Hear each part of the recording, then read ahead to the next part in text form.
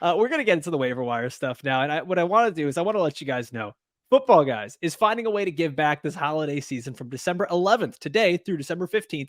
Football Guys is going to be donating 20% of every new premium subscription sold directly to St. Jude's Children's Hospital. Okay. And St. Jude's is just an incredible organization to be giving to, especially at this time of year. This is your chance to get all of your expert insights, tools, resources, all Football Guys premium offers that we have while supporting an incredible organization. Don't miss this opportunity. Sign up for the Football Guys premium subscription between December 11th through the 15th and help make a big difference over with St. Jude's. Let's show what the fantasy football community can do when we come together, everybody. Okay, check out the link in our podcast description to learn more and get started. Dave, I want to take a look at two players that don't necessarily meet our waiver wire threshold, but I think everyone's just be double checking to see if they're there. And the first one is going to be Ezekiel Elliot, who we talked about him last week, but he's still available in nearly 40% of leagues. And we saw him. Listen, it wasn't pretty. The Patriots are not good, but the volume is there. Like Zeke is still very relevant and should be on fantasy football rosters. I'm just going to throw a phrase out there that I threw out to Jagger on Friday's show, and I want to get your reaction on this, Alfredo. Ezekiel Elliott, league winner? Vomit in my mouth. I mean, He scored more points in this outing than Ramondre Stevenson has in a single game this year, than Tony Pollard has in a single game this year. I mean, the volume was there, and it's not like he is this dusty veteran that I think people think of him. Like, he's not a 35-year-old Emmitt Smith with the Arizona Cardinals, all right? He's still got some juice in the tank. He was breaking tackles. He looked good out in open space. If Ramondre Stevenson is going to miss the remainder of the season and Ezekiel Elliott stays in this role where he is dominating both the rushing and receiving volume for the Patriots, don't be surprised if we're looking at, 15 to 20 points per game for the rest of the season. I don't want to overstate this, but Ezekiel Elliott was the PPR running back one this past week. I don't think that's going to happen. Like, I don't think that's going to keep happening. Like, I don't even know that he's going to be a top 10 or top 12 guy each week, but at least what you do know is that he's a player you can be starting at the running back position. And we're getting down to, there's no quarterbacks left. There's no running backs left. There's nothing. There is nothing. Like, the only way that you have been able to make it in your fantasy playoffs was you drafted all the guys that didn't get hurt. That's where we're at. Merry Christmas, everybody. Or you stashed Ezekiel Elliott all year. What an awful plan that somehow works out. But seriously, I want to say it one more time. This isn't just a volume play. Like, Zeke actually looked good. And I can't state that enough. He did. He looked good. He did. He's still averaging 3 yards per carry. Like, he didn't look good. He had a lot of runs that didn't really go anywhere. He had a couple of those passing plays where he was out in space, and he had a nice little jump cut where he made a guy miss, but it was a really slow jump cut. He's going to provide value. He's going to provide value. Sure, it's enough. Yeah, it's like me playing flag football with my friends. Like, it's enough. It's not very good, but it's enough. Next guy on here, Romeo Doubs. He's available in nearly 60% of leagues. He's right at that threshold line, 59%. Dave, do you think that he's going to be the guy, like the top guy for Jordan Love if Christian Watson is going to be missing multiple weeks, or is this sort of a mix of him and Jayden Reed? I don't know. We're recording on Monday morning. Why don't you ask me a little bit later tonight? Maybe I'll have a clearer answer for you after they future play. Future Dave. What do we think? Well, come on. Make a prediction here, future Dave. So honestly, I think that this Packers wide receiver core is just good enough that, like, I don't know if it's a problem that they don't have a clear-cut wide receiver one. It could be Christian Watson, could be a Romeo Doubs, could be Jayden Reed, could be Dontayvion Wicks. They have a lot of talented guys there. So, yeah, if you're asking me to make a prediction, I will say that Romeo Doubs leads the team in targets today. But I've got Jayden Reed as the highest ranked wide receiver of the remaining Green Bay Packers guys to play tonight. I prefer Jayden Reed because of his big play upside. They manufacture touches for him. Romeo Doubs is probably better at, winning one-on-one and making contested catches. He's a bigger end zone presence, but I like the upside for a guy like Jayden Reed. But really, that's just the Packers core right now is young. It's still very much so something that they're figuring out. I don't even think Jordan Love knows who the wide receiver one is right now. They have all different strengths and weaknesses. Doubs is probably going to lead the team in targets, but I think if I had to put my chips on one guy for the rest of the season, it would be Jayden Reed. Yeah, I'm I'm like in agreement with you, and I sort of differ a little bit. I think it's oftentimes going to depend on the defense they play. And so if they're going up against a man heavy scheme, I think that's where Jordan Love is going to be looking for Jaden Reed on a lot Mhm. of those quick routes, a lot of those crossers. Whereas if they are in a bit more of a zone scheme where Jordan Love can move around a bit and get a little bit more time and receivers can get open downfield, I think that's where we're looking at Romeo Doubs being that guy. So I'm of the inverse. I think Jaden Reed is going to be probably that target leader, but I think Romeo Doubs is the guy who's more likely to lead with yardage. So, but I think at the end of the day, what you're saying is absolutely right. It doesn't matter who the top guy is. I think all three of these wide receivers, including Dontayvion Wicks, become Yeah. fantasy relevant, and I think they can all be in the top 48 this week and even going forward as long as Christian Watson is out of the lineup. Yeah. You want a confident prediction for tonight's game? I will say that confidently, I expect the Tommy DeVito run to come to an end. I think that he gets exposed tonight on prime time, and all of this talk about him being better than Daniel Jones gets swept under the rug the same way the Tyson Badgett infatuation was swept under the rug after his first primetime game. How dare you, Dave? How dare you? You don't go against Tommy D, okay? Missed a touchdown. All right, Oh you don't do boy. that. Oh boy. Sorry. Do you want me to say That's you're my gonna be sleeping prediction. with the fishes? Is that where I go? Like, do I just do the usual thing? I, Is that even appropriate in this era anymore? Can you I say think we that? just move on to the ad reads. Let's do this. Yeah, let's move on. Let's move on. All right, today we are going to be doing our waiver wire draft for week 15, and we're each of us, Team Dave, Team Alfredo, we are going to be picking 4 players that we want to pick up off of the week 15 waiver wire. There are a few rules. We're going to take turns making these picks of who we prioritize in the waiver wire, and then the only rule is players must be available in at least 60% of fantasy leagues.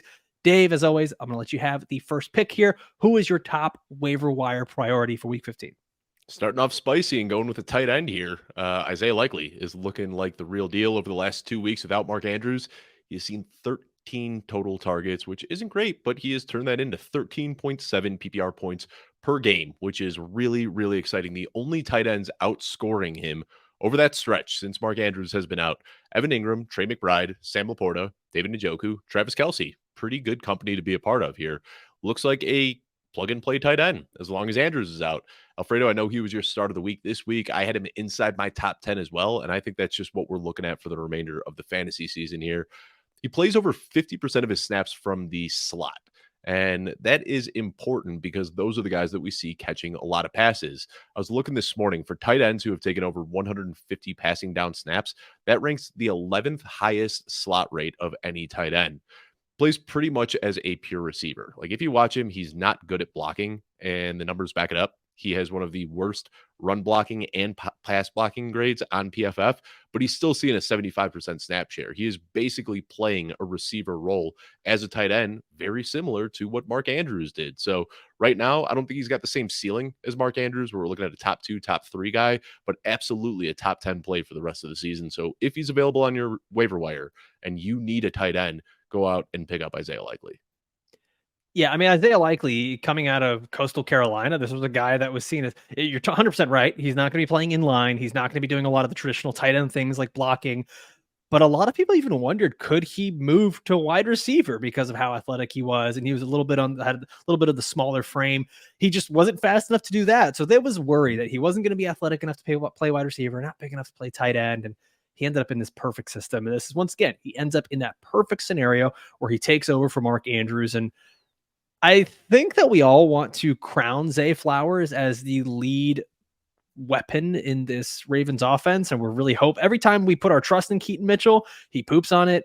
And it's just, is that not what's happening? Is that not like every time we're like, you know what? You don't even need to start Keaton Mitchell. And then he goes off for 35 points.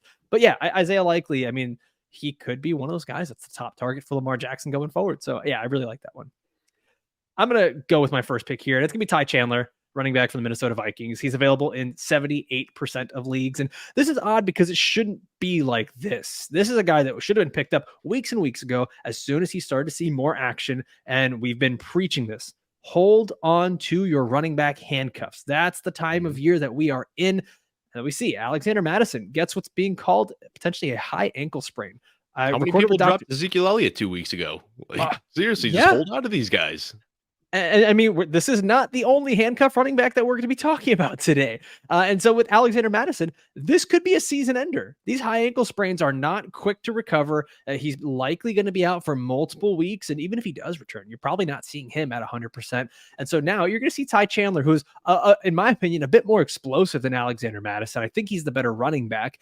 He's just not that great at pass blocking, but he's still going to be in there on passing downs. He's going to get the heavy majority of the running back snaps, potentially even 70% of the work in this Vikings offense. Now, how good is that in the Vikings offense that just scored 3 points in a 3-0 pillow fight against the Raiders? We don't know yet, but we always talk about this with running backs is we need guys that are going to get volume. And with Nick Mullins now taking over at quarterback, this is not the same offense with Josh Dobbs, who's going to be running around and maybe not targeting the running back as much. Nick Mullins has -3 rushing yards for his career. So if there's a guy who gets faced with a little bit of pressure and is likely going to be dumping off to the running back, it's going to be Nick Mullins dumping it off to Ty Chandler. Yeah, and Ty Chandler is a great passing down back, a guy that you and I have just been talking about since the preseason. I'm a big fan of Ty Chandler. We've seen him look good over the last few weeks. So, yeah, with the opportunity here now, I don't really know. It's going to be tough. I'll have to do it based on matchups. I don't know what this game scripts are going to look like with Nick Mullins, but the volume's going to be there for a young and talented running back. There's a lot to like. And I'll say this, in terms of the matchups, he's got a top 10 easiest schedule for the running back position here. So Ty Chandler, I don't want to say league winner, but he's another one of those guys that could be like Ezekiel Elliott, where just the volume is going to propel him to being a top 15, top 20 running back each week. Yeah. Dave, I've why got a don't you few hit teams us? that made it into the BBM playoffs that have Ty Chandler. Ty Chandler was one of my favorite late round picks in best ball this year. So fingers crossed that he can seize this opportunity like we've been waiting for. But yeah, I'll talk about another running back here and another young guy who is seeing his opportunity grow. Chase Brown is a guy that I really, really liked coming into the league, and he saw almost no opportunities to start the season. And he's still a stash for now. You know, Joe Mixon is healthy. The opportunity is not going to be there immediately, but there could be something here where Chase Brown sees his role grow a little bit. Up until 2 weeks ago, he was pretty much seeing one snap on offense per game. I don't know why they were using him at all. It's kind of funny. You look at his snap count every single week, it's one snap, one snap, one snap, one snap. But 2 weeks ago, he saw 11 snaps. Last week, he saw 18 snaps. 2 weeks ago, he saw 9 touches. Last week, he saw 11 touches. 2 weeks ago, he had 61 yards. And this week, he had 105 yards. Are you noticing a trend here? We're seeing his usage grow. We're seeing his opportunity grow. We're seeing his output grow. He is a really good player. You look at his athletic measurables, he is in the 90th percentile in just about everything. Speed, strength, burst, really fun young player right now. And trying to read the tea leaves a little bit.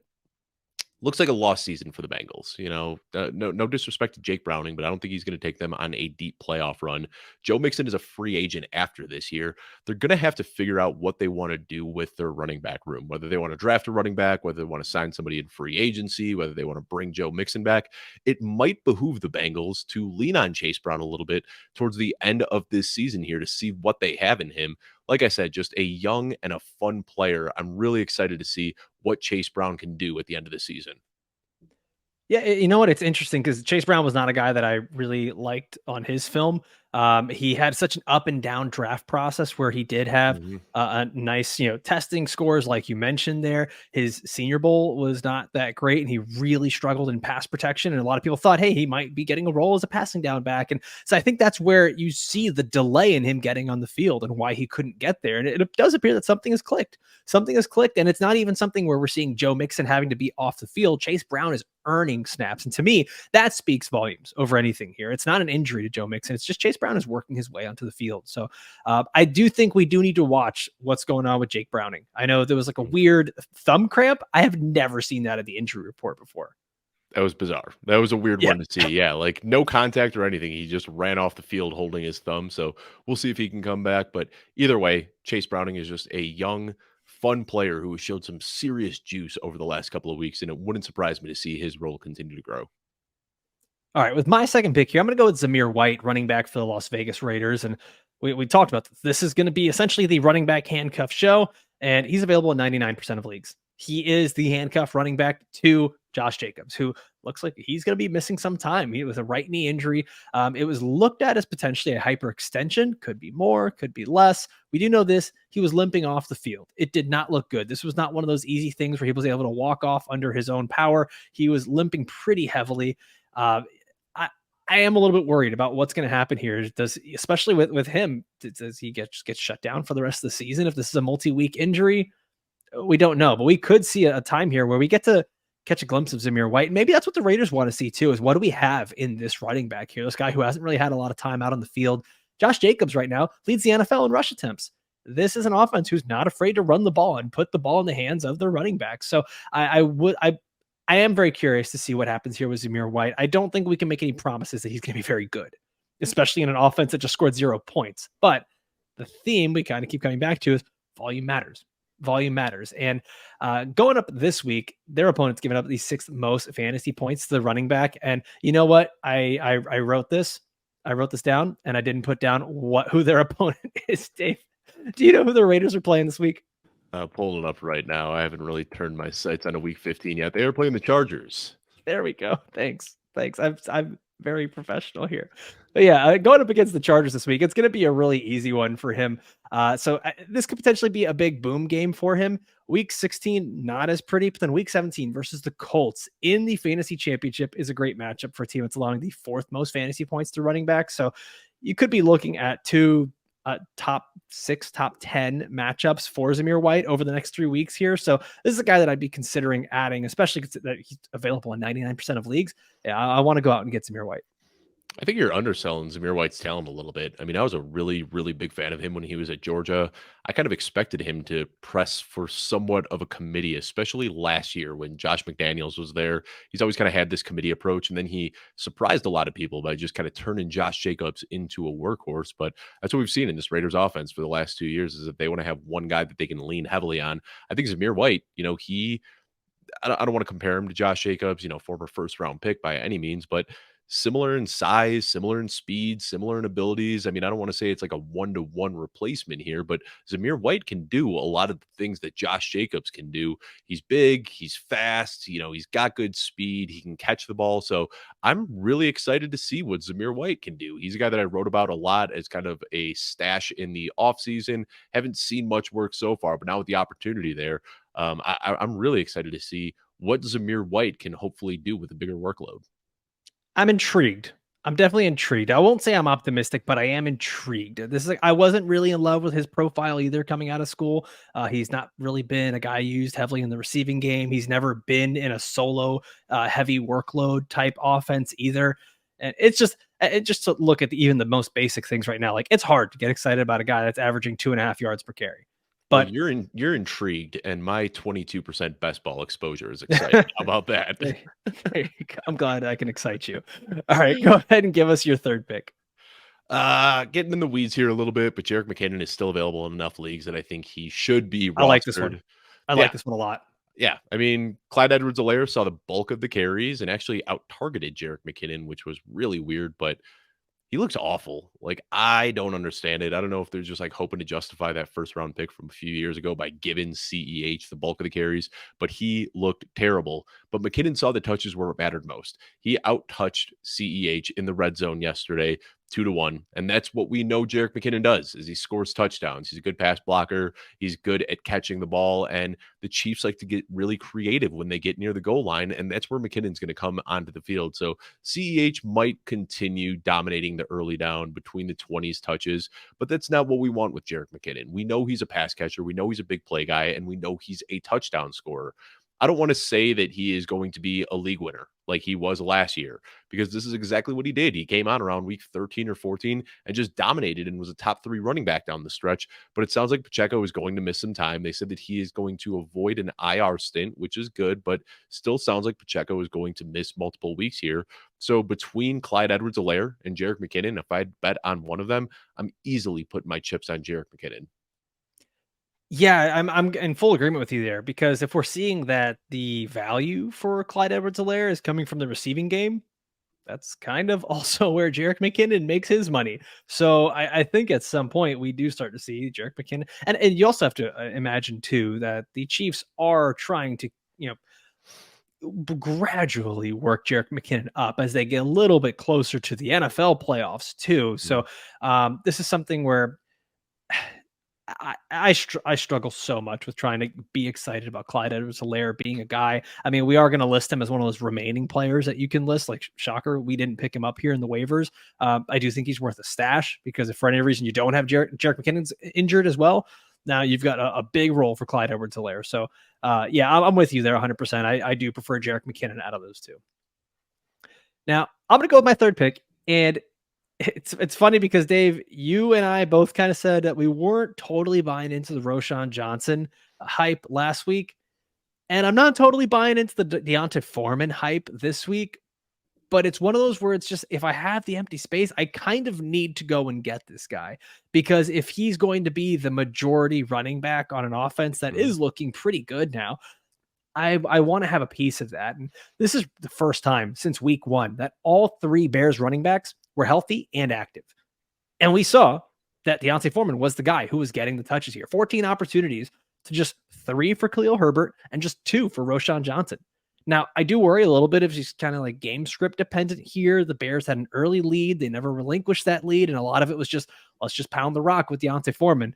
But this also wasn't one of these crazy, 25 carries, let's run the timer out type thing either. This was just D'Onta Foreman was outright getting more snaps and more touches, more targets, more opportunities. Like, he was the guy that was out there, and it seems like they truly will go with the hot hand. What worries me here is if that hot hand next week is Khalil Herbert, they're going to go with him. If the hot hand the previous week or next week is Roschon Johnson, they're going to go with him. But I'd rather have like this. The hot hand yesterday was Justin Fields, and that's why he was doing so much, dicing up the defense through the air, running all over, and D'Onta Foreman got what was left over. But yeah, I think you hit it on the hand. It's very much so a hot hand approach here. Yeah, but you know what? I'd rather have this guy on my roster, and if we see the same thing again next week where D'Onta Foreman is the guy, I say, okay, now I have a starting fantasy football running back after 2 weeks of just consistent volume with all 3 players healthy. We know that Foreman is the guy, and I know I'm going to have him for the remaining 2 weeks of my fantasy football playoffs. So he's not a must add by any means, but he's a guy that I'd rather have on my roster and be wrong about on my bench than miss out on a potential starting running back. Yeah. Completely in agreement there. Just so weird that he was a healthy scratch to start the year. I've always liked D'Onta Foreman. He is everything that I like. He's a big, thick running back who trucks through defenders and, kind of got a weird start to his career with the Achilles, but he looked great 2 years ago in Tennessee. He looked great in Carolina last year. I thought he was going to have a bigger role in this Bears offense this year. Really head-scratching decision to just make him a healthy scratch. And then as soon as he was active for a game, it was like, oh yeah, this D'Onta Foreman guy is pretty good. And it's been one of those cases where be so great they can't ignore you. And he has found his way into a pretty sizable role here. So yeah, absolutely worth a pickup.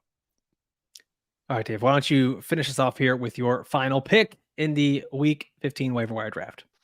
Guess I'm double tapping the Ravens this week. I started off the show saying Isaiah Likely, but if you're in deeper leagues and you need some wide receiver help, first of all, I want to say there's a lot of running backs that you should pick up. And we mentioned this at least once on all of these late season waiver shows. The injury away running backs are the guys that you really want. We don't need to go through all of them every single week. You know who they are. If you see those injury away guys on your roster or on your waiver wire, go ahead and pick them up. But if you need a receiver for whatever reason, you lost Nico Collins, you lost Tank Dell, Odell Beckham is back on the menu. He has looked pretty good these last few weeks.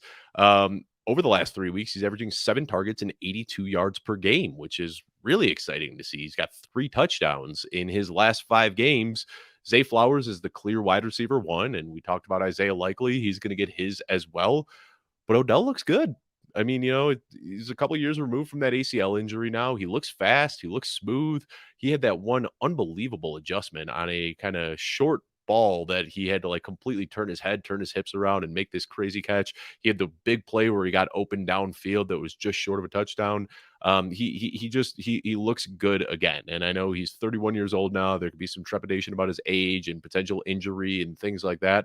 But right now, I think there's enough to go around in this Ravens offense that Zay Flowers, Isaiah Likely, and Odell Beckham Jr. have all worked their way into weekly start discussions. So what's so interesting to me is I think that we all keep wanting to grab a piece of this Baltimore Ravens offense, and we keep just hoping, okay, this is a week where this guy finally takes the reins, whether it's OBJ in the receiver room or Keaton Mitchell in the running back room.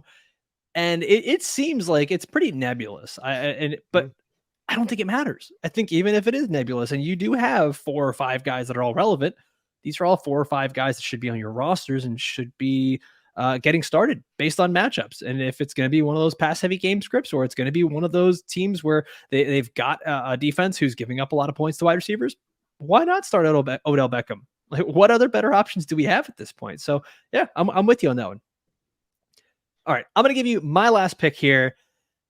And you know what? If we're all just okay with Kadarius Toney being a little offsides, and we're all okay with Von Miller being a little offsides, and we're all just okay with people breaking the rules, I'm going to break the rules a little bit. I'm going to go with the Colts defense here. They are available in 58% of leagues, so I broke the rule. They're not available. They're not after that 60% threshold here, but I don't really care. This is enough where I think it's important. We have to talk about this. The Indianapolis Colts have been the number 1 fantasy defense since week 9. And I know that a lot of people are going to look at this previous week against the Bengals and Jake Browning and, say that, okay, this doesn't quite make sense, but they're actually the number 2 defense on the season. The Colts have been, sure, they've been giving up a ton of points. They've been allowing a ton of yards, but what they've been able to do is be top 5 in sacks, top 5 in interceptions. This is a team that just consistently scores you points for fantasy. So it's a little bit different. They may not be an excellent NFL defense, but they're getting you those turnovers and they're performing the actions that matter for fantasy football, if that makes sense, Dave. And then check out the remaining 3 teams they have here. I honestly believe that this is a DST that can win you your fantasy football season.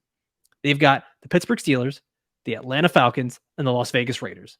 So you mean to tell me that the number 2 defense in fantasy football has Mitch Trubisky or Kenny Pickett, whomever, Desmond Ridder, and Aiden O'Connell over the next 3 weeks? Ooh, I'm in. I'm all the way in. That's we talk about league win. That to me is a league winner right there.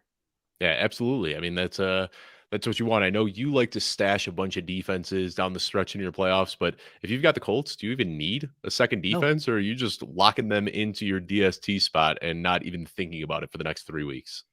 Yeah, and I'm upset that I did not look at this earlier, that I did not consider, because I think I tried to get too ahead of the game, and I was stashing defenses like 2 weeks ago. And okay, well, I can stash this team against the Jets and Tim Boyle. Well, Tim Boyle's not there anymore. Oh, I can stash this team against the Browns. Well, now they have Joe Flacco. And it just seems like, dang it, none of those actually quite panned out. But if the Colts are still available, which they are nearly 60% of leagues, to me, this is the defense that you absolutely need to have. Yeah. All right. Let's jump into the remaining players that we didn't draft here. I know we talked about Clyde Edwards-Helaire a little bit. He's available in 69% of leagues. Nice. Zay Jones, the other guy, who is available in 73% of leagues. And I know that we haven't really seen much out of him that would constitute a guy that is a must add or even a must start. But to lead his team in targets last week, there's no Christian Kirk. To me, Zay Jones, 14 targets is not something to scoff at. 14 targets you don't see that very often. And we've seen this as a guy that can be productive. So he's available in 73% of leagues. I'd go and add him. Dave, I know that you're a big Zay Jones fan. Is this a guy that if you see him on your team, is he worth the stash to you, or are you just kind of passing on him at this point? Worth a pickup for sure. I don't know if you feel comfortable plugging him into the fantasy playoffs, but like you said, coming off 14 targets this week, the usage has been there. I think that if you're thinking about starting Zay Jones this week, though, you probably have some bigger issues with your team. But hey, you got to get weird in the playoffs, so go for it. Some of the other guys here, some younger wide receivers, Jalin Hyatt, who, we'll see him tonight in the Monday Night Football game, and Dontayvion Wicks as well. Both these guys, it's actually going to be the same game, Packers and Giants, and they're both available in over 93% of leagues. To me, these are players that have high upside. Dontayvion Wicks has been one of those guys that's creating yards after the catch. Jalin Hyatt is one of those guys that is creating yards before the catch. He's catching that ball way downfield. These are two guys that can be explosive playmakers. We haven't quite seen them be weekly starts just yet, but if it comes to a deep league, right, where you need to start a bunch of wide receivers, a bunch of flex plays, you have injuries, these are the guys you can start to look at here. We've talked about Brevin Jordan in the past. I don't know, even if he is available, I don't know how relevant he's going to be if CJ Stroud is not playing this. CJ Stroud, they just announced he's on concussion protocol too, which means he's unlikely to play. But if Nico Collins is out too, looking like 2 weeks ahead, if there's no Nico Collins, no Tank Dell, right, no Dalton Schultz, like everybody is banged up on this Houston team. So I don't hate it as a stash in your deeper leagues. We talked about Chris Rodriguez Jr. last week a little bit, and it looks like that's kind of coming home to roost now. We haven't really gotten too many updates on Brian Robinson Jr., but that's going to be one to just pay attention to as the week goes on, or if Antonio Gibson is still available in your leagues, he's another one to go add. And last guy I'm going to put on here is Ameer Abdullah, running back for the Las Vegas Raiders. I know we talked about Zamir White being the guy, but Ameer Abdullah is still going to be a guy that's going to be out there a lot in passing down situations. And given how bad this Raiders team is and the lack of rushing upside from Aiden O'Connell, the lack of defense from the Raiders, Ameer Abdullah is a guy who's probably going to be out there more than we think. I think it could be a similar situation to what we see with Clyde Edwards-Helaire and Jerick McKinnon. It could be very similar with Zamir White and Ameer Abdullah, Dave. Yeah, agree. Ameer Abdullah could see some of the more passing down work, but like I said, I'm kind of excited to see what Zamir White can do and hopeful that he can fall into a 3-down role if Josh Jacobs does have to miss. Well, there you have it. Big thank you to my co-host, Dave Kluge. A big thank you to Kadarius Toney for giving us content. That's what we need. That's what we need this time of year. Big thank you to all of you guys for listening and watching all the way through. And as always, thanks to our production team here, Julia, Dylan, Jagger, everybody. You guys are amazing. We're going to be back tomorrow with our Tuesday takeaways, recapping the entire week and giving you some previews of what is to come here in week 15. Hope you guys all made the fantasy playoffs. We'll see you next time. Adios.